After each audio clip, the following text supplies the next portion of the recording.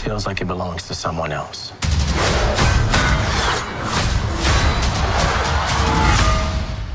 That shield represents a lot of things to a lot of people. So The Falcon and the Winter Soldier is the second MCU series to hit Disney Plus, and it definitely kicked things off with a bang. Just to quickly recap, half of the world's population who got dusted have been snapped back by the Hulk.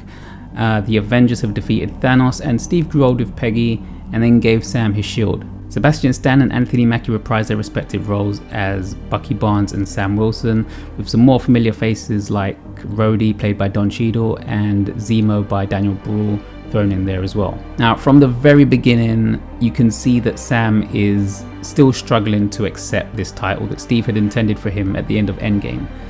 He was reluctant then, and there's still some reluctance and hesitancy on his part about receiving Captain America's shield. So Sam gives up the shield to the government, who waste no time in setting about creating a new Captain America with John Walker, played by Wyatt Russell.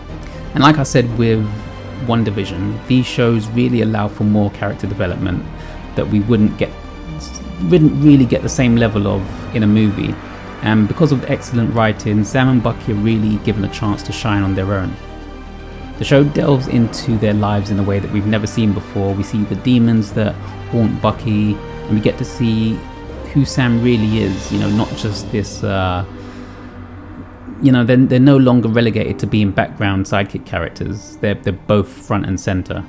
Daniel Bruhl's Zemo also shines in the show, and if you weren't really sure about him as a villain in Civil War, then this will show you his intent to get the job done by any means, and his disdain for those who have powers. He's a great character, and I do hope we get to see more of him in the future. He's just he's one of those likable villains. Wyatt Russell's John Walker from the get-go is shown to be under pressure after receiving the shield, and the audience is just made to hate him from the very beginning. He wants to live up to the legacy of Cap though, but you can see that he's not quite stable, and after being disrespected by just about everyone in the show, including Sam and Bucky, you just know that he's going to snap at some point.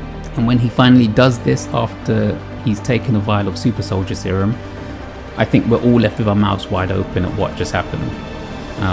It's a great scene. I think it was a very dark scene for the MCU, and I think it fit perfectly with this show. And I'd love to see more things, more characters exploring the sort of dark sides to their selves, I guess, within the MCU a lot more. So I think even though the audience, if you go on the internet, everyone hates John Walker, but I think he's a really good character. I think Wyatt Russell plays the role really well and done a really good job, because we all hate him, but at the same time he's a complex character. He's not just a hero or a villain. There's more to it than that. So you have a group of super soldiers known as the Flag Smashers, and they are the villains of the show. But interestingly, and like I said before, this show has some great writing and character development, because there isn't really a clear villain here. Whether you hate John Walker or not, he's not actually a villain, just a soldier who was given too much responsibility and power when he really shouldn't have. The Flag Smashers want the world to go back to being as unified as it was during the 5 years that everyone had been snapped away for.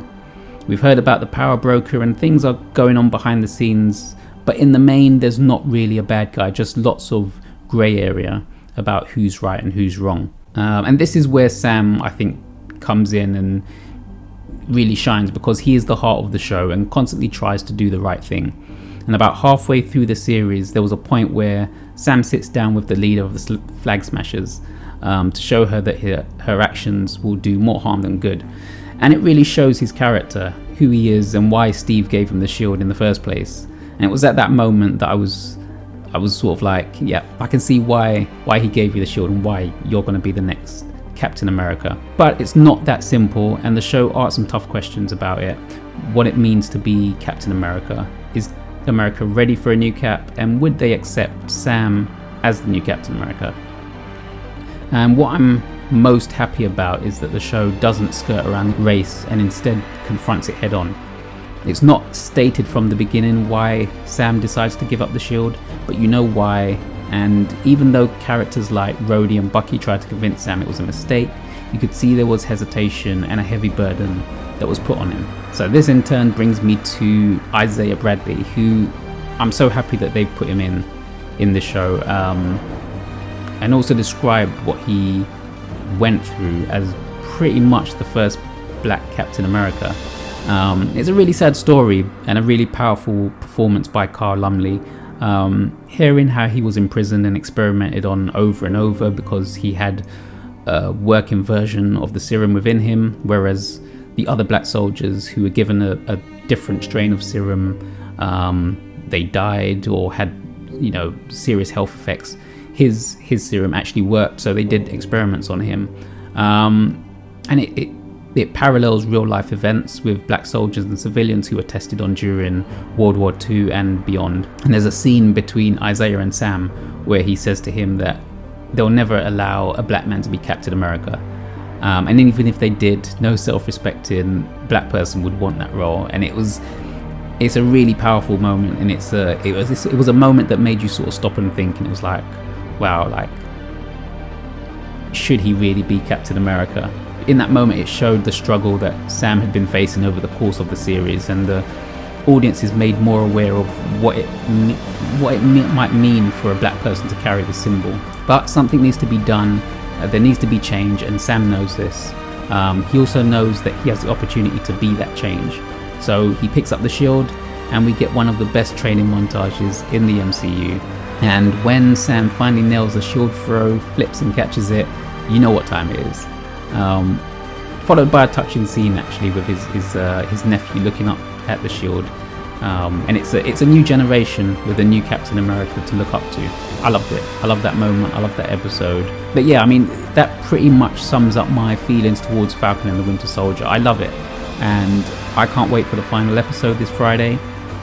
Seeing what Wakandan tech is in the case for Sam, for the inevitable standoff between the Flag Smashers and a souped up, disgruntled John Walker. And let me say, the action in The Falcon and Winter Soldier has been amazing movie quality stuff. The fight between Sam, Bucky and John, though, just great stuff all around. I love that Marvel can take characters that I hadn't given much thought to and make me care about them. And now I can't wait to see more of them in maybe a future series or more movies. Yeah, I love it. I love the characters. I love the show. So have you been watching Falcon and the Winter Soldier? What do you think of it? And are you looking forward to the final episode this week? Thank you for watching, and I'll catch you next time.